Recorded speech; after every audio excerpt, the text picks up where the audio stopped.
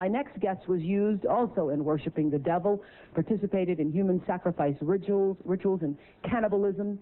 She says her family has been involved in rituals for generations. She is currently in extensive therapy, suffers from multiple personality disorder, meaning she's blocked out many of the terrifying and painful memories of her childhood.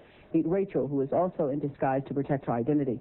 You come from generations of ritualistic abuse? Yes, my family has an extensive family tree, and they keep track of who's been involved and who hasn't been involved.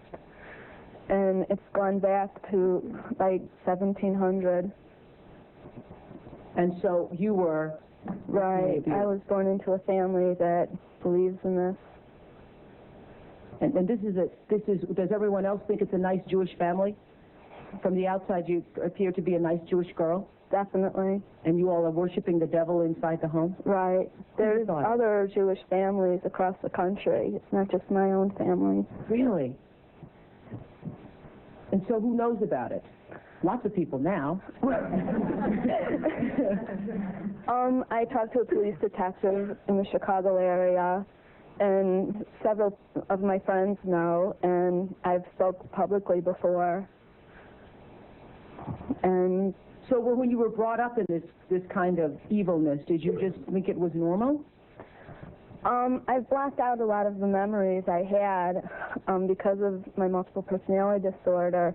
But yes, I mean, it's like if you grow up with something, you think it's normal. Mm-hmm. I always thought something... So what kinds of things? You don't have to give us the gory details, but what kinds of things went on in the family?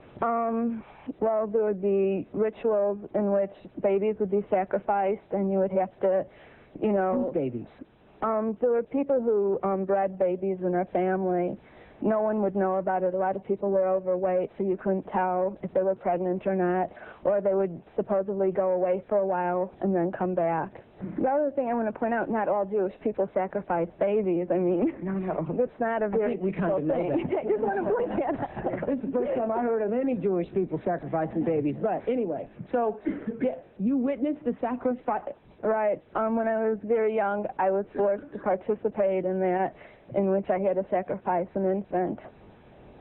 And the purpose of sacrifice is to what? Is to bring you what? What are you sacrificing for? For power. Uh-huh. Power.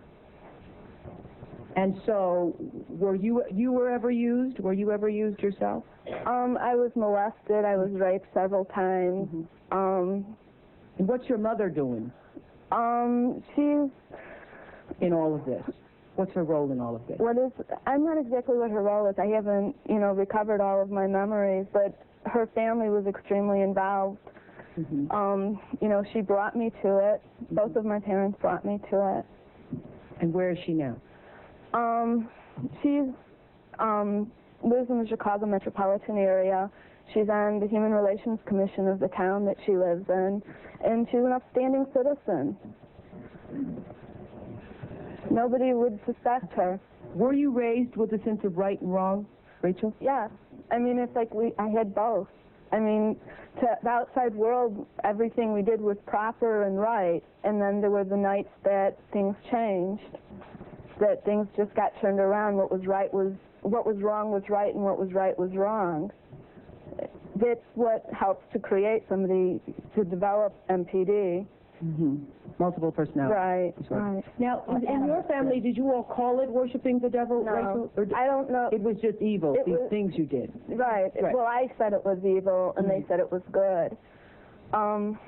There's a book that I had just come across called Lilith's Cave, which is a book of Jewish mysticism and supernatural, and there's a lot in that book that relates to what I, endured when I was a child.